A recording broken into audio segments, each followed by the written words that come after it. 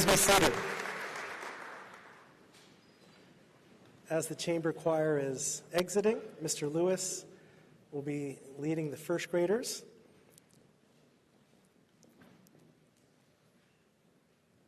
And singing a special song for Governor Abbott and all of you.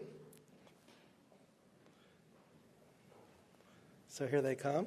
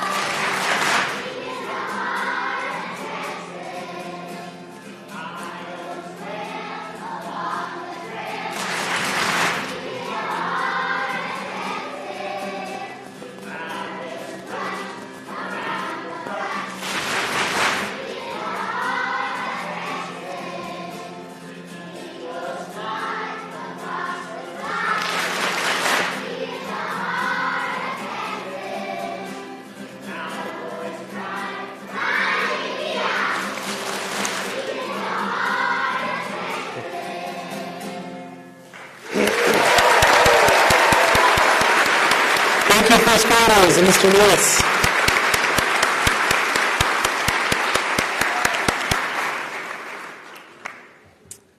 At this time, one of our juniors, Miss Anna Sheely, is going to come up and speak for just a couple minutes and share some reflections on civic education. Anna is an outstanding student at the school, an honor society member, a student athlete.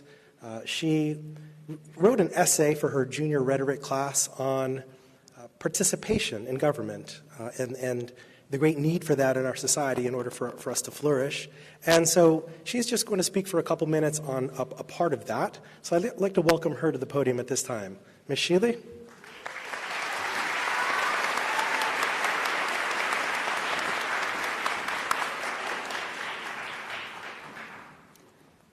What makes a citizen? Is it a title we're born with? A reward we earn after passing a citizenship test? Our Greco-Roman and Judeo-Christian tradition would say neither. Citizenship is a state of the soul, a quality of character. According to Aristotle, humans are political animals, as we rely on one another to thrive. Civic education is the hand that tames. It pertains to the responsibilities that all members of a society have to each other and the greater good.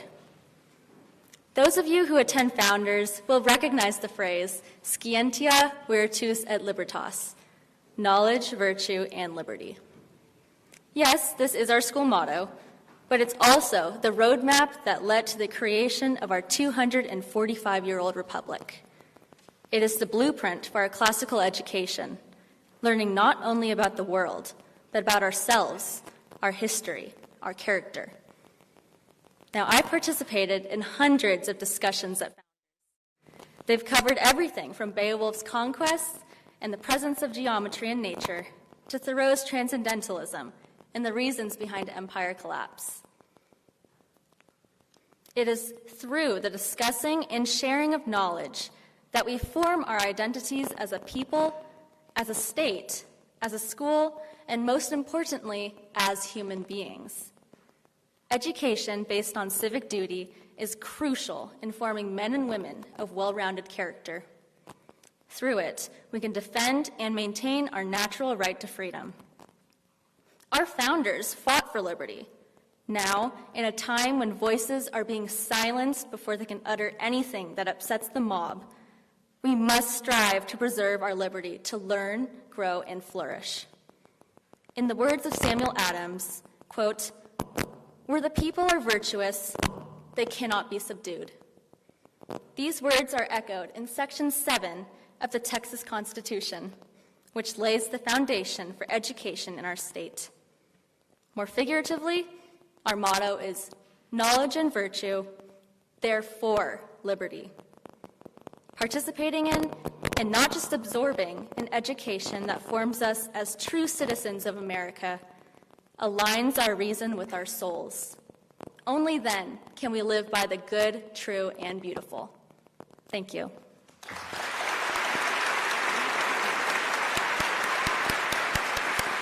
Thank you, Ms. Shealy. And now it's my pleasure to introduce another student, a senior here at Founders Classical Academy. Joshua Mystery has been at the school for quite some time and has excelled each and every year. He's another honor student.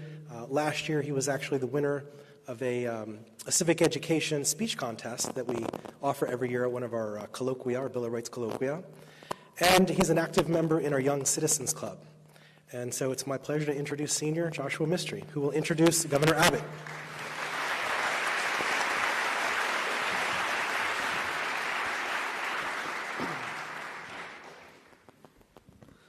Hello, my name is Joshua Mystery, and I'm a senior here at Founders Classical Academy. I want to welcome all of you to our school this evening, and I especially want to thank Governor Abbott for being here.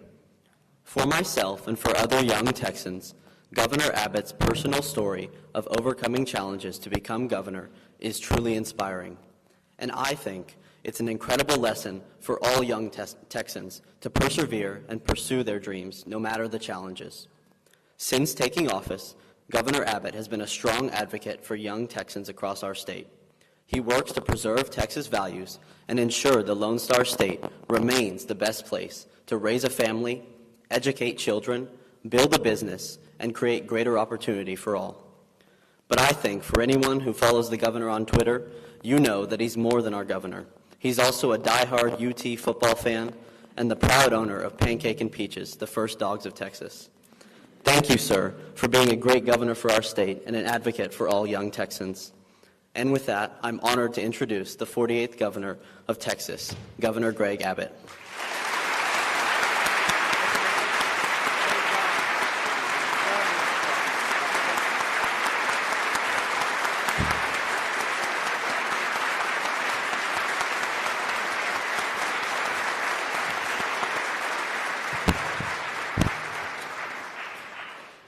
Well, thank you, Joshua, very much for your very kind introduction. I'd like to add a sentence or two to what Joshua said, to put a punctuation point on what he talked about in his introduction, about a governor who has been able to overcome obstacles on the pathway to becoming governor. And it just goes to show, and hopefully everybody here knows, maybe you don't, but obviously you have seen that I'm in a wheelchair. And you may know that I'm in a wheelchair because I suffered an injury when I was 26 years old when a tree crashed into my back, fracturing my vertebrae and my spinal cord, leaving me immediately paralyzed and forever using the wheelchair that I'm in. But my point is this, that elaborates on what Joshua said. It's so important that I want all of the students here to comprehend. We live in a state so great that a young man's life can be literally broken in half and still rise up and become governor of this great state. That is the opportunity that Texas provides.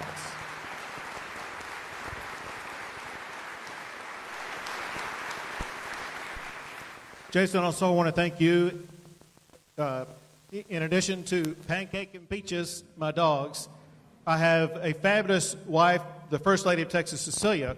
I bring her up because she herself has been a teacher and a principal, and I know the rigors of what you go through. I know the important role that education plays, but I know how much time that it takes.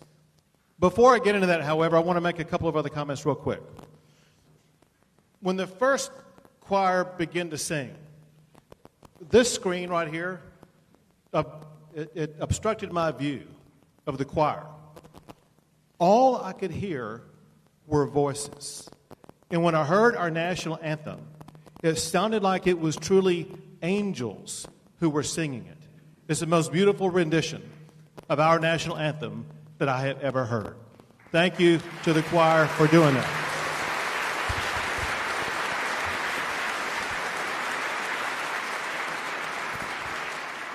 And speaking of angelic, how about deep in the heart of Texas?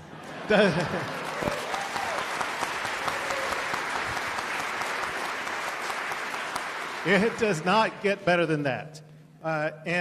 Also, I want to thank you for your remarkable description of what it means to be a citizen. All Americans, all Texans, need to be reminded of your message today. So thank you so very much for sharing it with us.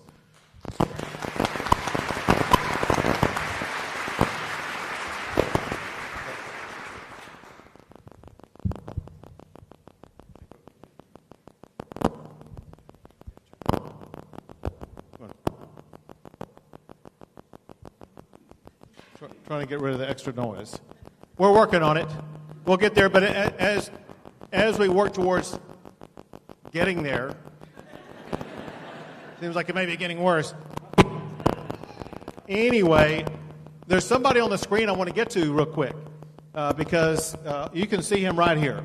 A great friend of mine, more importantly, a great friend and leader for education in the United States of America. My friend Bill Bennett, who's joining us. Secretary Bennett.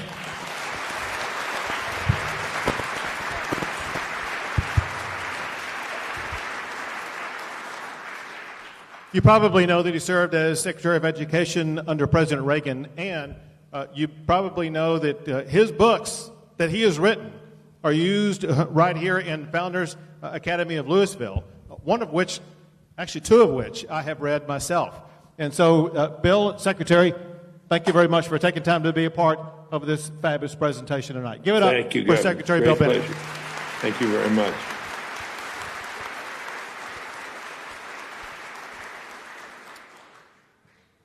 As everybody in this gym tonight knows, education is essential for our children and essential to build a pathway for their future.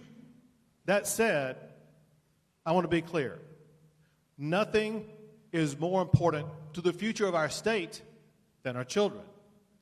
No one is more important to those children's future than their parents. It is their parents that is our focus tonight. Listen, I've been a very strong supporter of public education. I attended public schools, including one in Dallas County when I was growing up as a kid. As governor, I've devoted more funding toward public education than any governor in the history of our state. But all that being said, we need to understand that at the end of the day, no government program can replace the role that parents play in the education of their children.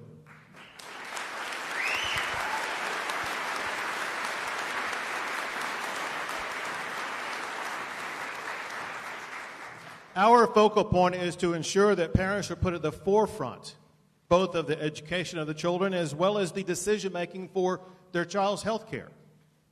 While students around the country were forced to stay at home learning only by virtual education, in Texas, we opened our schools in the summer of 2020.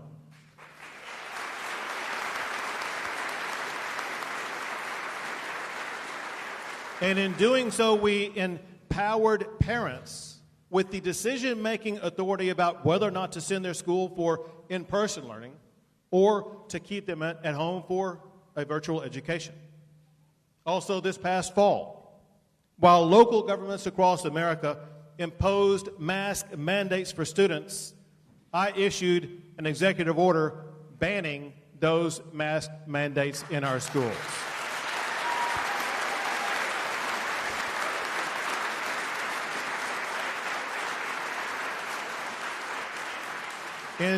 Instead, we empowered parents to make the decision about what is in the best interest of their children. And when parents have grown rightfully upset about critical race theory being taught and used in our schools, I have signed 2 laws banning the use or teaching of critical race theory in all grades and all public schools in the entire state of Texas.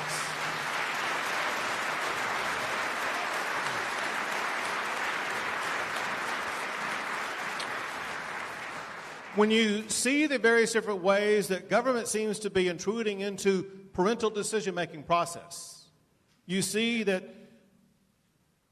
what's happening is that the essential role of parents is being threatened by government itself. Parents are losing a voice when it comes to their child's education and health care matters. Many parents are growing increasingly powerless about what to do to be able to regain that control. That must end. I am running for re-election to create a Parents' Bill of Rights to restore parents as the primary decision makers of their child's education and health care issues.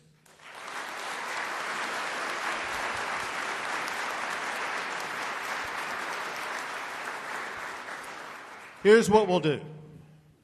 It starts with amending the Texas Constitution. And before I go on, I will say this is the first time I've been at a school presentation where I actually heard a student make reference to the Texas Constitution. Congratulations to you on that. But under the Parental Bill of Rights, we will amend the Texas Constitution to make clear that parents are the primary decision makers in all matters involving their children. And when it comes to the classroom, Texas parents have every right to know what their children are being taught. Under my plan, we will expand parents' access to school curriculum and make sure that material is available through online or other easy, accessible ways. And we will ensure that parents' concerns about school curriculum or policies will be heard quickly and respectfully. And under my plan, Texas will give parents the option to decide if their child should repeat a course or a grade level instead of leaving that decision solely to the school district. And we must also protect our children's privacy while they are in school. Under this Parental Bill of Rights, Texas will prohibit the selling or sharing of students' personal data outside of the Texas public education system. We will also protect our students from obscene content. Texas will ensure that any educational personnel who is convicted of providing minors with obscene content will lose their educational credentials and state licensing, forfeit their retirement benefits, and be placed on a do not hire list. Finally, we will empower parents to uphold accountability in their schools. We will do this as it concerns their rights as parents. Texas will require schools to post the Texas Parental Bill of Rights online so that parents have access to all of their rights. Also, school districts would be required to provide parents with information and options for charter schools, magnet schools, and other public schools as alternatives for their children. Parents will be restored to their rightful place as the preeminent decision maker for their children.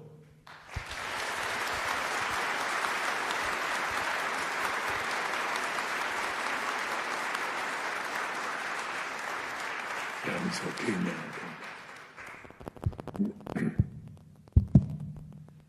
So now here in front of you, we're going to flip it around, and I'm going to sign in front of this terrific school the Parental Bill of Rights.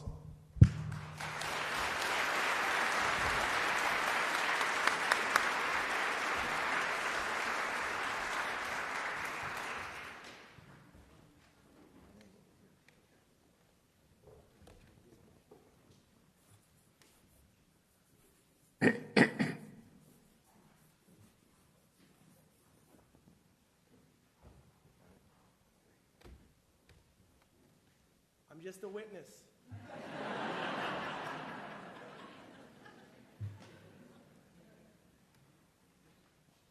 What do you guys see? There I am on the big screen.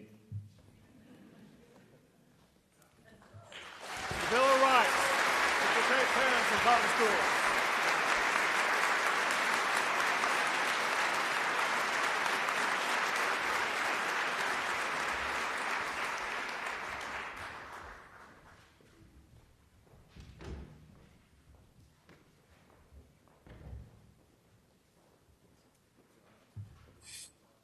Just to be clear, while I have executive authority here on campus, I have none at the state level. But I am honored to serve as the witness for this signing. So next, we are going to get Bill Bennett to get involved. Secretary Bennett, again, I want to thank you for taking time to be here. Sure. And sharing your expertise. I don't know if you can see what I can see, but it is a remarkable, wonderful, beautiful sight. Sure is. Did you have some things to share with us? Yeah, I do. A couple things. First, before we get to education, and already a lot's been said by you and by the students, but non-educational things. As a citizen, and the word was used earlier, resident of North Carolina and Maryland, I want to thank you, Governor, for what you're doing to protect the citizens of this country, all over this country. Your efforts at the border, which should be duplicated by the federal government and are not, are much appreciated by folks like us. We really appreciate what you and other Texans are trying to do to secure our border and maintain the sovereignty of this nation. Thank you. Second, you have the typical modesty of a great man. The way you talk about your circumstance and how you overcame it is very impressive. As my wife says, don't brag on yourself. And you don't. Third thing, totally unrelated, is can you explain why do you call a quarterback keeper with 14 seconds left in the game? What is with the Cowboys? I mean, do you have any authority here? Can you sign something that prohibits that? I mean, I'm a Longhorn too, like you are. I have my PhD from Texas. That was a disaster season. We do have Patrick Mahomes left, right? So we're going to see a lot of him. But anyway, how about those Cowboys? Let me just say congratulations on this and on the Parental Bill of Rights. Just one or two thoughts. I used to say, Secretary, all the time, not every teacher is a parent, but every parent is a teacher. The child's all but indispensable teacher. We know that the parent's influence on the child is the greatest influence of any adult. And, you know, parents sometimes don't appreciate this. They think, especially with the teenage years, you know, they're not listening. I'm talking, but they're not listening. They are listening. They are listening. It may not pop up again for a few years, but they're listening. But you cannot pay teachers to do what parents do every day for free, out of love. And we need to restore the priority of the parent to the classroom and to the child's education, which is what you are doing. There was a great revelation, Governor, don't you think, during the COVID period, where looking over the shoulder of the students, people saw what was going on in the classrooms and said, that just doesn't sound right to me, you know? And I think there's something really bubbling up in this country now. And it's being led by people like you and other governors, and a governor-elect too recently. That's restoring the priority of parents in this. I can think, just very quick, I can think of my wife. I mean, I was the Secretary of Education, but I allowed so much time with the kids as my wife. She said, I'll handle the retail here, Anyway, the science projects, up in the attic when the boys were little. We had a science project, 3 hamsters, 3 cages, 3 parts of the attic. And we had gangster rap for one, jazz for another, and classical music. And my wife's theory was gangster rap will kill you. It'll hurt you. And lo and behold, a week later, Joe came down. I said, what's up? He said, the gangster rap hamster died. I said, really? Well, how about that? I said, what about the others? He said, oh, they died too. I said, well, what's the theory here? He said, well, I didn't feed him. I said, okay, well, maybe this is what we call fake science. Send this over to CDC in Atlanta. Anyway, long hours in the attic doing the science project. People in the audience know what we're talking about. You will just do it, and you would just do it, and you would just keep on doing it. The one thing I want to encourage parents to do, quite apart from taking seriously what it is you have done here and what you have signed, and I salute you for it, is don't be intimidated by what we call the cult of expertise. We tend to think people are so expert, we should just defer. When it comes to the education of children, if you don't understand what they're talking about, you're probably right, and they're probably wrong. It's not complicated what to teach children. And what parents want schools to do is teach children how to read and write and count and think and help them develop reliable standards of right and wrong. I was so taken with what Anna had to say. Knowledge and virtue, therefore liberty, therefore freedom. Remarkable what's going on in the Founders School there. And I'm thrilled to be part of this. I salute you, sir, for what you're doing. What you have signed, I predict, will be signed by many others in the future. And this will be a good thing. Take charge of your child's education. It is the single most important thing you can do for your child. Life is a race. H.G. Wells said, life's a race between education and catastrophe. And one other thing I used to point out, and I know it's honored there at Founders, reading, reading, reading. You have got to learn to read well, proficiently, by the 3rd grade. The life odds for you, if you cannot read and are not interested in reading when you are 8 or 9 years old, really are stacked against you. There's a lot we know and a lot we need to apply. My salutations to you, sir, for your leadership in this area. And I'm thrilled to be with you and be with the community of parents there in the room. I miss it. Gosh, I used to go to the school.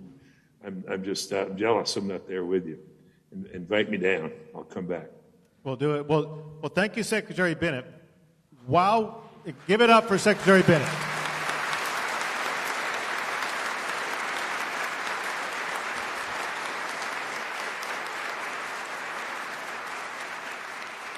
So, Mr. Secretary, while we have you, if you wouldn't mind, could I ask you a couple of questions?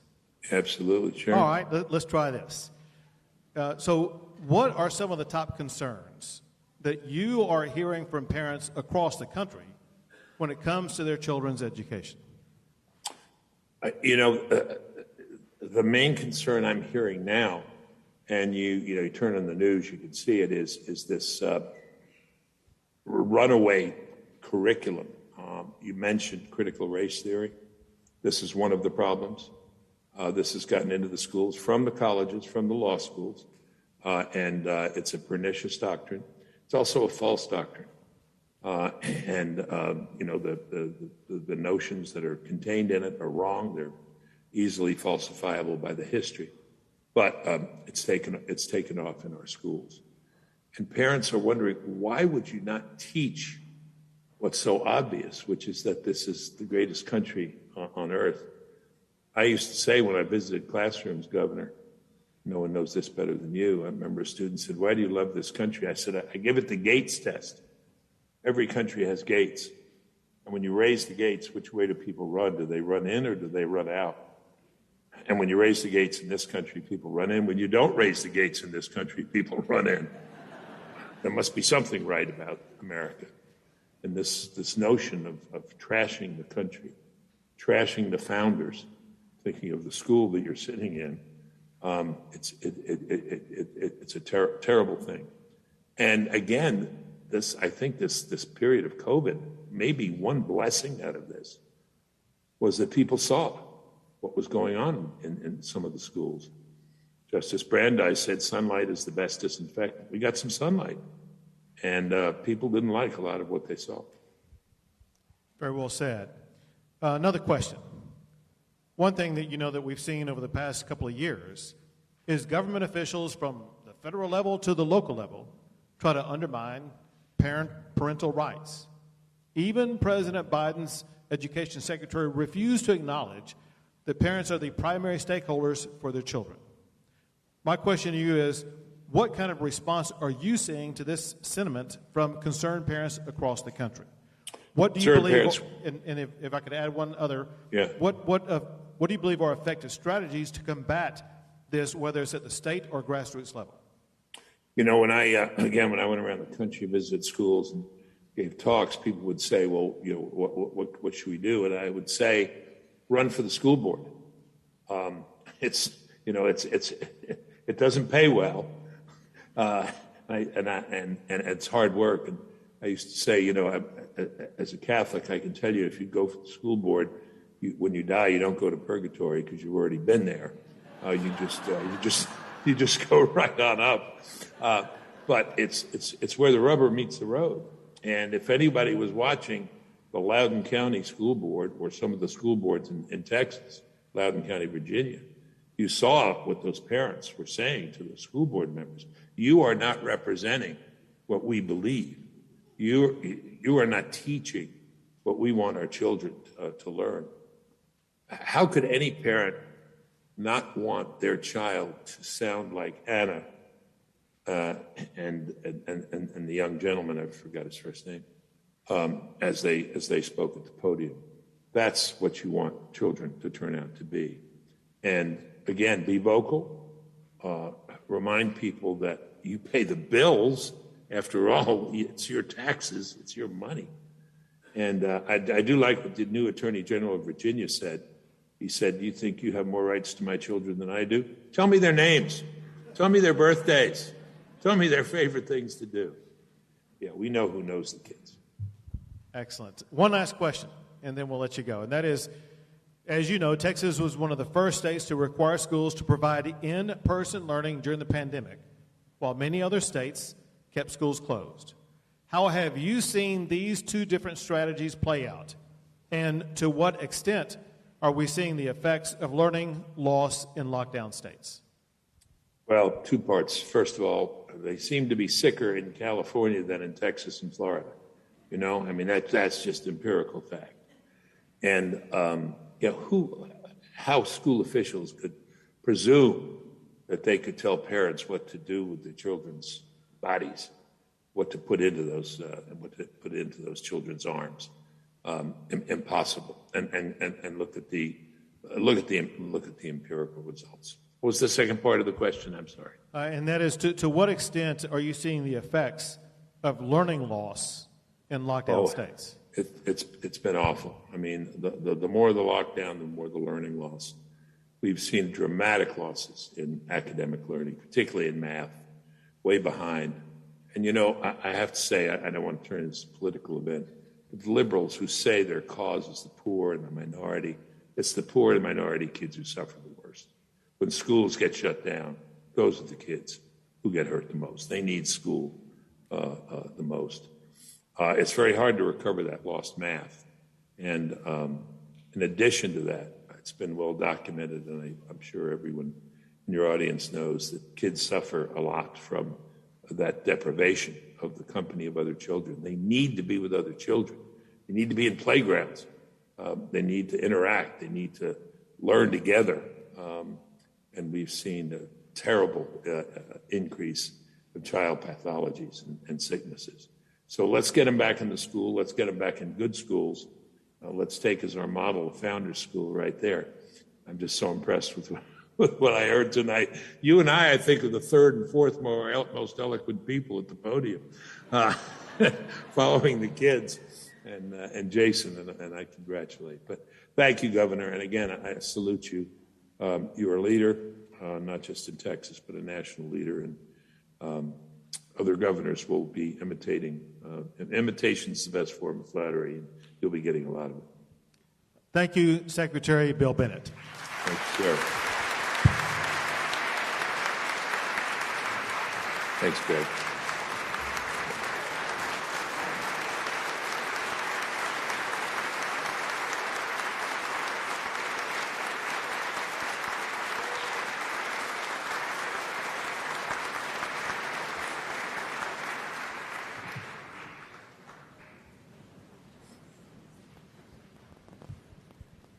All right. Before we close, we've got another treat for you. I'd like to call some second grade students up to the stage, led by, I believe, Mrs. Kenline.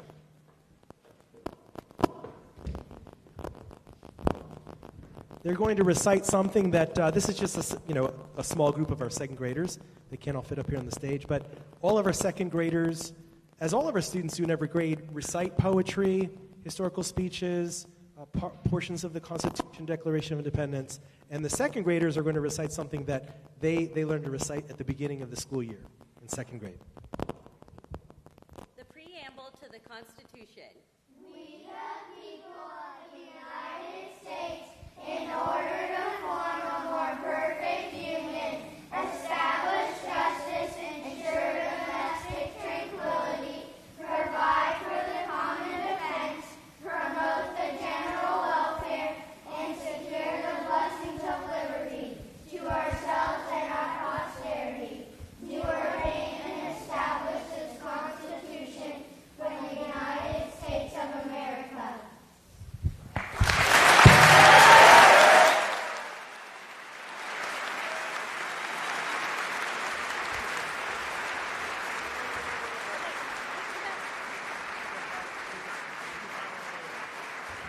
Great, do a five on the way out.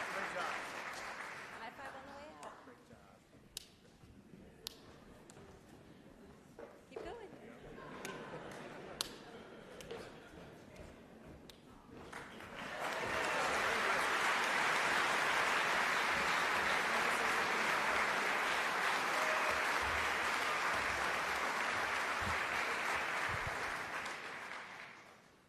Very impressive.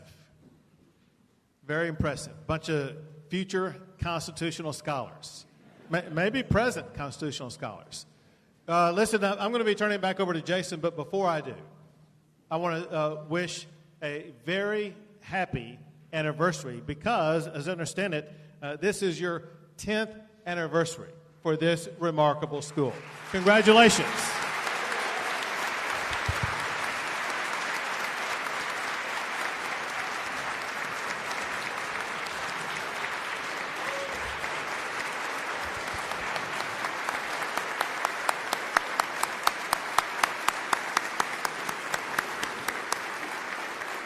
Thank you so much, Governor Abbott. What an honor it has been to have you here this evening. Thanks also, of course, to Secretary Bennett. Congratulations and thank you to all the students who spoke and performed this evening. Now, from what I understand, Governor, you're going to be maybe meeting some folks this evening, and so we're going to form a greeting line, and Mr. Misko, I believe, is going to come up and help with that. So for anybody that would like to come up and say hello to Governor Abbott, you will form a line kind of around the outside and enter the stage from the left side over here.